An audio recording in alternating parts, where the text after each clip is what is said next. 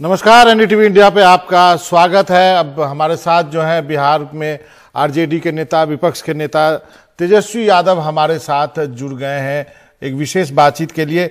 लेकिन तेजस्वी जी, आपका बहुत बहुत स्वागत, आपने वक्त निकाला एनडीटीवी से बातचीत करने के लिए। और तेजस्वी यादव इसलिए सुर्खियों में है कि वो एक क्लिप वायरल हुई है, करीब 1.5 मिनट की एक क्लिप है जिसमें कि तेजस्वी जो है वो शिक्षा अभ्यर्थियों के एक जो धरना प्रदर्शन था वहां चले गए थे और वहां क्या कुछ हुआ है, पहले वो क्लिप सुनिए, उसके बाद तेजस्वी से सवाल जवाब करेंगे।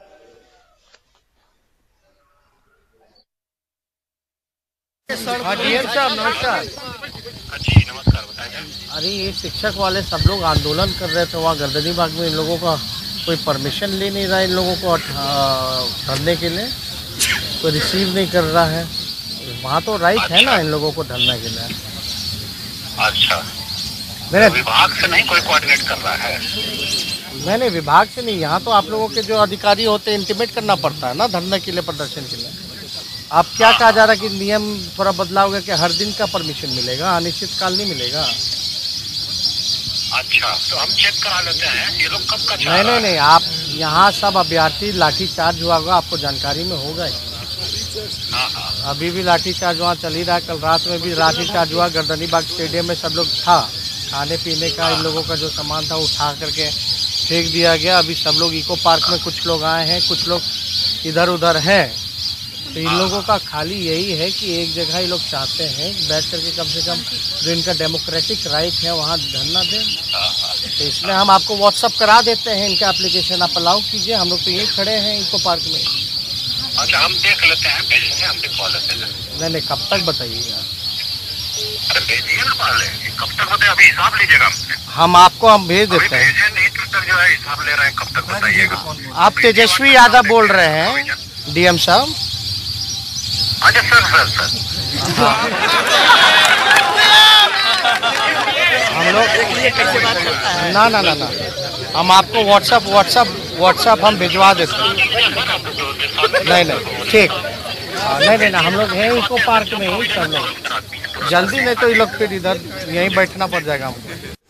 तो आपने सुना, आप सबने सुना कि जो क्लिप हमने दिखाया वो उसमें क्या हुआ। तेजस्वी, जब आपने कहा कि मैं तेजस्वी यादव बोल रहा हूं तो डीएम साहब का लहजा एकाएक बदल गया था।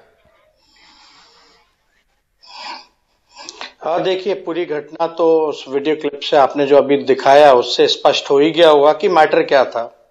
मैटर ये था कि कई सालों से जो शिक्षक थे उनकी नियुक्ति नहीं हो पा रही थी, तो कोर्ट लोग गए थे। कोर्ट के बाद कोर्ट का ऑर्डर भी आ गया कि सरकार जो है नियुक्ति पत्र जल्द से जल्द अविलंब दे दिया जाए। लेकिन उसके बाद भी, कोर्ट के ऑर्डर के बाद भी बेचारे जो हमारे बेरोजगार भाई जो थे उनको नियुक्ति पत्र नहीं मिल रहा था। नहीं मिलने के कारण इन लोगों ने बाकायदा जो सिस्टम में नियम अनुसार जो सरकार ने जो धरना स्थल जो पटना के लिए चुना है, जो कि गर्दनी बाग का इलाका है, जैसे दिल्ली में आपका जंतर मंतर होता है, तो वहां ये लोग रात में अभ्यर्थी वगैरह सब लोग बैठे हुए थे कि भाई नियुक्ति पत्र जो है सरकार जारी करे। और बड़ी शांतिपूर्ण ढंग से लोग बैठे थे और बड़ी संख्या इसमें महिलाओं की थी, कुछ विकलांग भी थे। आनंद फानन में परसों रात में लाठी चार्ज करके 10-9 बजे इनको भगा दिया गया। इन्होंने चंदा इकट्ठा करके टेंट लगाया था, खाने पीने की व्यवस्था थी, वो उखाड़ करके फेंक दिया गया।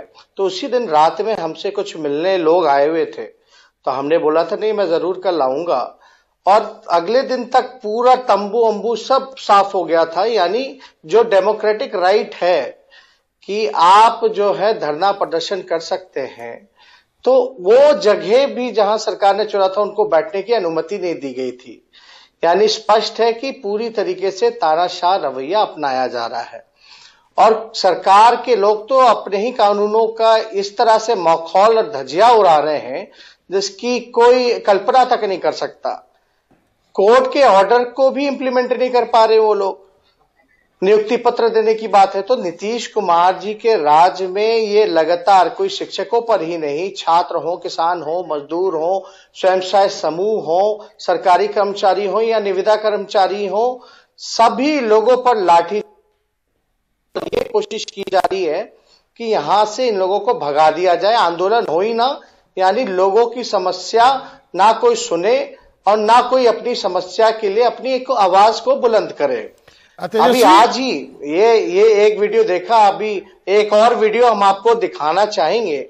आज मेरे घर के बाहर पेट्रोलिंग कराई जा रही है। वो वीडियो है तेजस्वी, लोग आ रहे हैं, उनको रोक के भगाया जा रहा है। तेजस्वी वो वीडियो है, मैंने ऑन एयर किया है। ये एक बड़ी अजीब सी स्थिति है। बिहार पुलिस के दो धड़े भी नहीं कर सकता हूं मैं।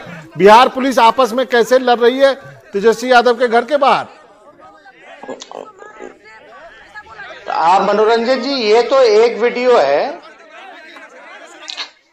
दूसरी वीडियो आपको एक और थोड़ी देर में हम रिलीज करने जा रहे हैं कि ये जो दरोगा जी जो आए थे, जो सचिवालय के थाना प्रभारी हैं, इसके बाद जब यहां से वो लौटे हैं तो जो लोग मिलकर के गए उनको पकड़ पकड़ के पीटा गया है। मतलब मैं नेता विरोधी दल हूं, अगर सरकार मुख्यमंत्री लोगों से नहीं मिलते हैं तो लोगों की उम्मीद होती है कि विपक्ष जो है उनकी समस्या जो है आने वाला, क्योंकि विधानसभा सत्र चालू होने वाला है, बजट सत्र, वहां आवाज उठाएं। उन लोगों को पकड़ पकड़ के धमकाया गया है, चमड़ी उखाड़ लेने की बात की गई है और जाकर के बाद में पीटा गया है। आप देख सकते हैं कि क्या नीतीश कुमार जी किस प्रकार से सरकार चला रहे हैं और उनको मेरे से खतरा। बिहार में अपराधियों का बोलबाला है, लगातार हत्या, लूट, अपहरण, गैंगरेप जैसे वारदात हो रहे हैं और हमारे ही घर के बाहर पेट्रोलिंग हो रही है। पूरे पटना में कहीं पेट्रोलिंग नहीं हो रही। तो तेजस्वी ये स्थिति बनी हुई है। अभी थोड़ी देर में ही मैं उस सोशल मीडिया में वीडियो डालने जा रहा हूं। मैं आपसे ये जानना चाह रहा था, पटना में जो वो मर्डर हुआ जिसके बारे में मुख्यमंत्री जी से सवाल पूछा गया था, हमारे वरिष्ठ सहयोगी मनीष कुमार ने पूछा था, तो बहुत ही तमतमा गए थे मुख्यमंत्री और 15 साल पहले की बात करने लगे थे। उसमें कोई ब्रेक थ्रू है, आप लोग को कुछ मालूम चला है या फिर अभी भी पुलिस जांच चल ही रही है? देखिए, मामले को दबाने का प्रयास किया जा रहा है और ढूंढा जा रहा है कोई ना कोई जो है वजह, किस वजह से हत्या हुई, वो उसकी भूमिका बनाने की तैयारी की जा रही है। आप देखिए कि मात्र 2 किलोमीटर पुनाई चक है जहां रुपेश सिंह की हत्या हुई, जहां 15 राउंड गोलियां चलती हैं और 6 बुलेट जो है उसको लगता है, वो अपना दम तोड़ देता है। लेकिन अब तक जो है पुलिस प्रशासन कोई सुराग तक नहीं ढूंढ पाई है। गिरफ्तारी तो दूर की बात है, कार्रवाई दूर की बात, मतलब क्या निष्पक्षता चल रही। जो सृजन घोटाला में हुआ, जो बालिका गृह मुजफ्फरपुर कांड में हुआ, कि कहीं ना कहीं से ऐसा लग रहा है कि सरकार जो है, सत्ता जो है, वो अपराधियों को संरक्षण देने का काम कर रही है। जब बिहार के डीजीपी खुद ही बोलते हैं कि भाई 19 में ज्यादा था, मेरे कार्यकाल में कम है, तो 19 में मुख्यमंत्री कौन था? नीतीश कुमार थे। 16 साल से बीजेपी की सरकार है, 2 उप मुख्यमंत्री बीजेपी के हैं। बीजेपी के लोग क्या कर रहे हैं? बीजेपी के लोग खुद सवाल उठा रहे हैं। अद्भुत है। आप सवाल किससे पूछ रहे हैं? जो आपने ही सेलेक्ट नॉमिनेट किया जिस मुख्यमंत्री से, उससे पूछ रहे हैं, जिसमें आपके खुद के 2 उप मुख्यमंत्री हैं। आप सरकार में भागीदारी है, 16 साल से आप सत्ता में हैं। आप सही कर रहे हैं, लेकिन अब एक पॉलिटिकल सवाल है। क्या आपको लगता है नीतीश कुमार जी इस बार as a chief minister BJP के दबाव में है या अनकंफर्टेबल हैं?